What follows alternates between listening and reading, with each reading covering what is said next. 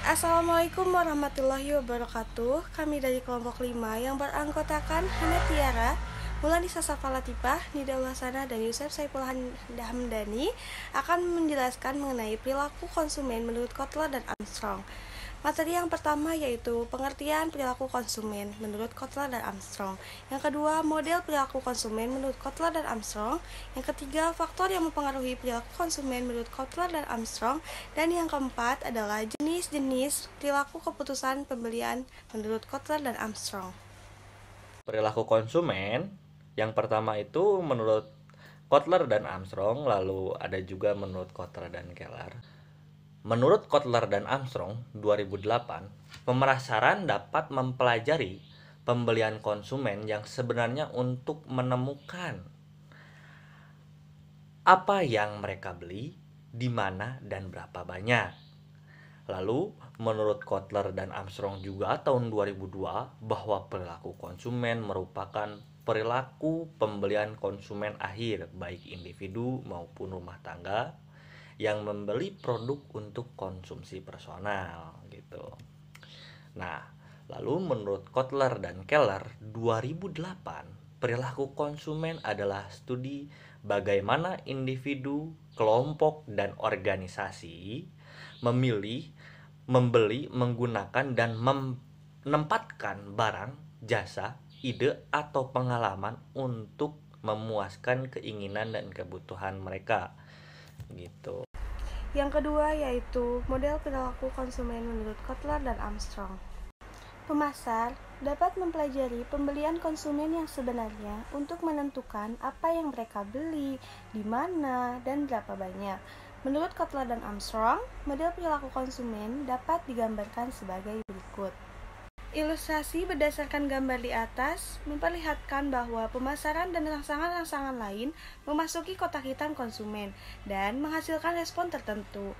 Pemasar harus menentukan apa yang ada di dalam kotak hitam pembeli. Pada model perilaku konsumen ini terdapat 5 tabel. Yang pertama yaitu rangsangan pemasaran.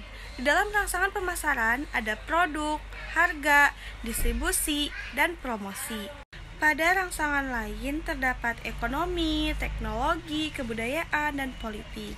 Ciri-ciri pembelinya yaitu berdasarkan budaya, sosial, individu, dan psikologi.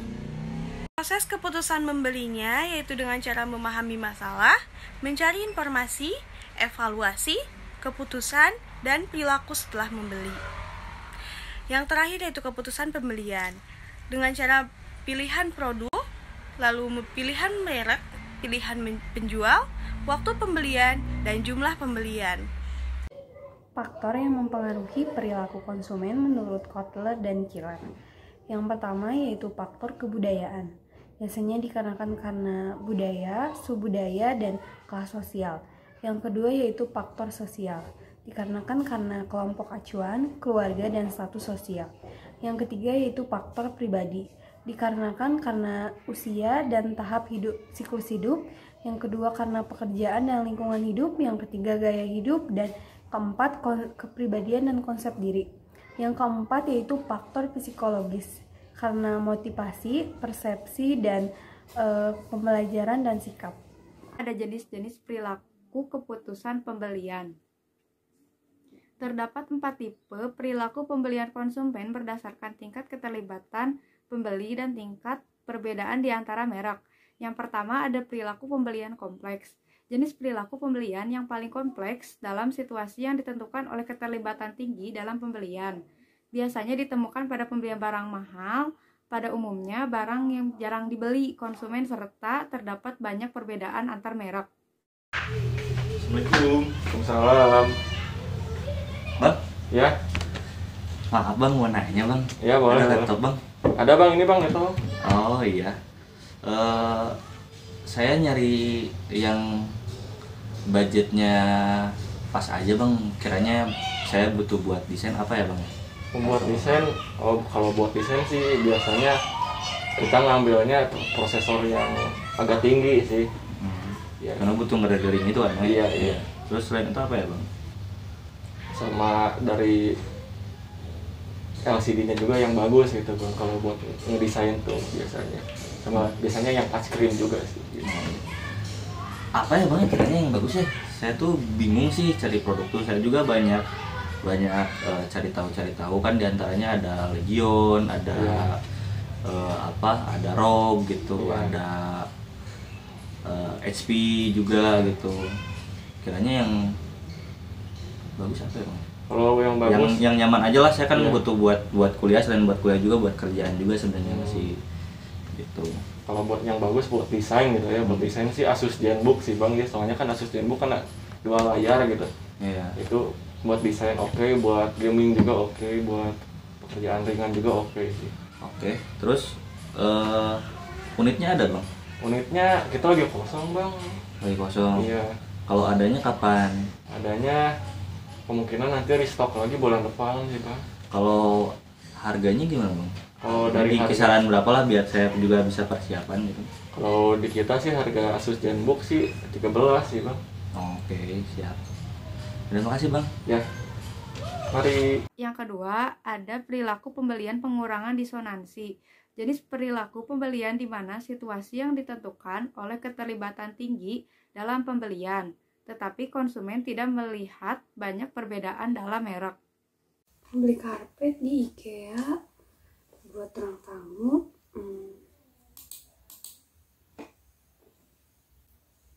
Mereknya yang Tens, bagus juga, bentuknya bagus, kayaknya bahannya lembut deh.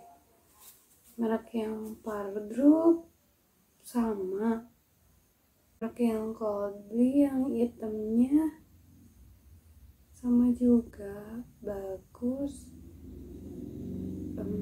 Ini juga sama bagus. Udah deh yang ini aja deh, yang Coldplay. Bener nggak ya yang tadi dipilih? Bagus nggak ya? Cari deh penilaiannya. Lumayan lah, katanya kuat dan tahan bertahun-tahun.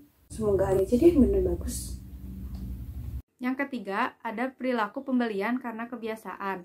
Jenis perilaku pembelian di mana situasi yang ditentukan oleh keterlibatan yang rendah dalam pembelian dan tidak ada perbedaan merek yang signifikan.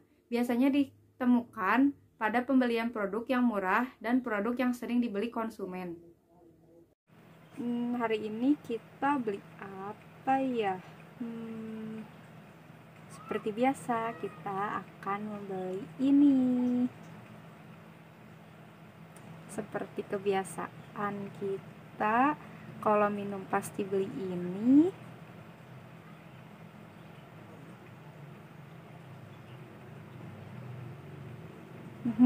Salah kan ini. Untuk ini minum kita beli ini, dan untuk makannya kita beli ini.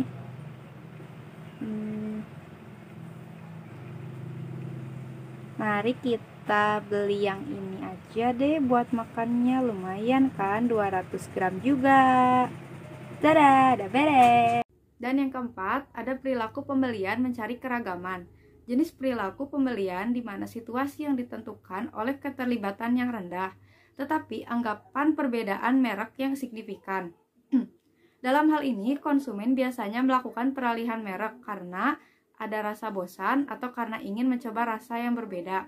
Peralihan merek terjadi karena adanya alasan untuk variasi dan bukan karena ketidakpuasan konsumen.